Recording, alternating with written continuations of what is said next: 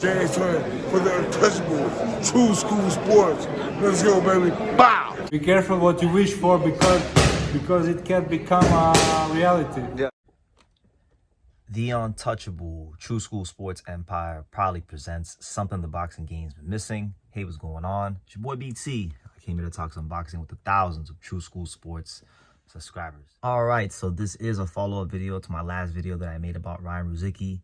If you go back and you watch that video, I was talking about the Peralta rematch and just, how I think Ryan Rozicki's had a hard 2024 and kind of been done wrong by the politics of boxing and just really shitty circumstances.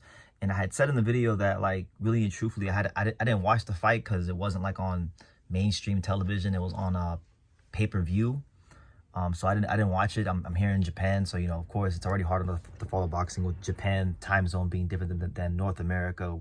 Japan is 14 hours ahead. So I had asked and kindly requested anybody who had a copy of the fight to get a hold of me, and that's exactly what happened. And not just anybody. It was the fine folks at Three Lions Promotions themselves. They reached out. Three Lions Promotions is Ryan Rozicki's company that he's promoted by out there in Nova Scotia and Cape Breton and all that good stuff. And my guy Chris from Three Lions Promotions, shout out to him. He got in touch with me on WhatsApp. I mean, he was hell bent on getting in touch with me to give me the link and the access code to access the pay-per-view to this fight. So shout out to Chris for the pay-per-view and for the access code to watch the fight. I did go ahead and I did watch the fight, and I didn't have, like, even though I do like Ryan Rozicki, I wasn't trying to be biased. I was trying to actually be as down the middle as possible and really and truthfully just give Peralta as many rounds as I possibly could, even swing rounds. And upon watching the fight, the conclusion I came to was that every comment I got, every assessment I read that Ryan Rozicki was screwed and screwed royally in his own hometown for the world title was dead accurate. It was extremely accurate. Ryan Rozicki, I scored the fight 9 rounds to 3, 117, 111. I don't know how the judges missed this one. I know in the first fight, Peralta boxed Rozicki very, very well, and he probably won the first fight. But in this rematch, Rozicki definitely won the rematch. No doubt about it. He fought the rematch in a much different manner. Rozicki has the reputation for being a brawler, a guy that likes to come forward and look for blood and go for the kill. And he didn't start this fight off like that. He wasn't Ryan Rozicki the bruiser. He wasn't Ryan Rozicki the brawler. He wasn't Ryan Rozicki channeling the spirit of Jack Dempsey. He was Ryan Rozicki the boxer, Ryan Rozicki the thinker. And those aren't really traits or attributes you'd associate with Ryan Rozicki in his style, but that's what he was. I thought he boxed very well behind a really good jab against Peralta. I thought he was very patient. I thought defensively he showed some slickness in there. He was just a different fighter. And at least for the first 7.5 rounds to 8 rounds, he boxed a very, very disciplined fight before he started fighting his normal style.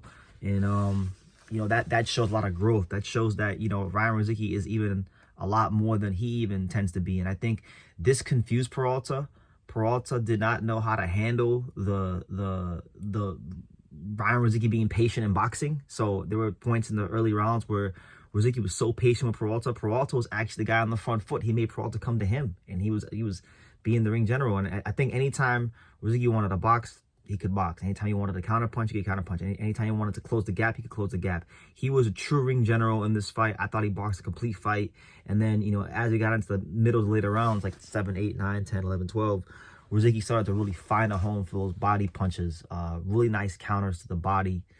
Closing the gap on Peralta, and he was definitely landing those shots on Peralta because Peralta started to lower his arm because he was so weary of the shots. And in round 11, Peralta wound up going to the ground. It could have been called a knockdown, but in my opinion, like, I know Rozicki made a big deal about it in the post-fight interview. I don't even think he needed the knockdown. I think he was winning this fight by so much, a knockdown would have been inconsequential to what the actual score should have been. He won 9 rounds to 3. And even giving Peralta 3 rounds is generous because, yes, he did box well. Yes, he was finding a home for his jab. But the thing is, there were so many rounds, even the tight rounds, where when he was boxing well, Rozicki still found a way to close the gap and land the more consequential shots and outwork him in those really crucial moments. So you have to give him those rounds in which that's happening. And that's what I was doing. So I thought he wanted this fight 9 rounds to 3, 117, 111. And it's ridiculous that he didn't get the decision. The same way it was ridiculous that maybe Yamil PERALTA didn't get a decision in the first fight. So yeah, that's what I'm going with. And I think in this fight, for me, like, I've always viewed Ryan Rozicki as an action fighter, a guy that could win a world title against the right opponent. But after watching this fight and seeing that he could box, mentally disciplined fight for 6, 7, 8 rounds straight against a high-level Olympian, a guy who's one of the most technical fighters in the division, hard guy to beat, you know, with that type of style, I now view Ryan Rozicki a lot differently. I now view him as a fighter that could definitely give all the cruiserweight champions hell, but I view him as one of the best cruiserweights in the world, like with zero doubt. Because in this fight, he showed he can box, he showed he can counterpunch, he showed he can close the gap, he showed that he could still fight his fight and maul you. He showed that he can still be that dangerous body puncher that he always is. He still showed elite conditioning. So he won this fight. He in my eyes, he is the real WBC champion, and luckily for him, there's great things on the horizon. There's great things on the horizon because it was announced at the WBC convention that Rozicki is going to get another shot at the title because he's going to fight the newly crowned and reinstated champion Badou Jack. And some of you guys may be confused as to where the hell Badou Jack came from over the top rope to become WBC champion. I mean, he's coming over the top rope like he's Stone Cold, like he's The Rock, like he's Rob Van Dam, like he's Rikishi from WWF back in the day. Badou Jack became the WBC champion because about early last year in February, he had beat the champion Makabu. He had beaten Makabu, right? He had beaten Lunga Makabu. And instead of trying to parlay that into, like, you know, a bigger and better fight, he decided he was going to do a bridgerweight fight with Lucas Rozicki. And so at that point in time, the WBC had declared Badou Jack the champion in recess because that fight eventually fell apart. The WBC chucked and put Makabu right back into the ring with Noah McCallion because the belt was now vacant again. And then Noah McCallion won the belt against Makabu. And then we all know what happened with Noah McCallion. He's been ducking Ryan Rozicki all year from Monday to Sunday, from Genesis to Revelations. He's been ducking that man. So he's got legal problems now, and that's why the Peralta rematch happened, because he's going through something with Don King, you know, who isn't. But that being said, Rozicki now gets another chance to fight for the title, which I think is fair and just. And I think if, like, Badou Jack is obviously a good fighter. He was a fantastic super middleweight back in the day, like, you know, 8 to 10 years ago. Really good super middleweight, solid 175 pounder. Not, in my opinion, even though he beat Makabu, you know, he's a solid cruiserweight, but he's not like the fighter he was in 168. He's up there in age now. He's been out the ring for some time. You know, if you saw it at the WBC convention, the video of him speaking, he looked like he's been enjoying his layoff, just being honest.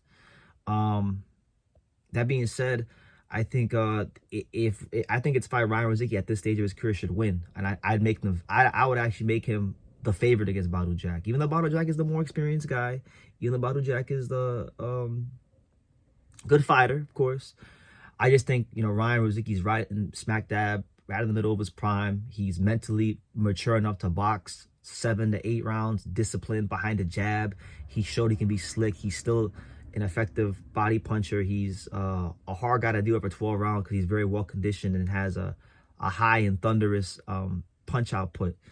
So I just think, look, like, it may be a good fight for about 4.5 to 6 rounds, but I think if this Ryan Rozicki that I saw against Peralta turns up anything close to it, Badou Jack is in for hell. He's gonna be in for hell.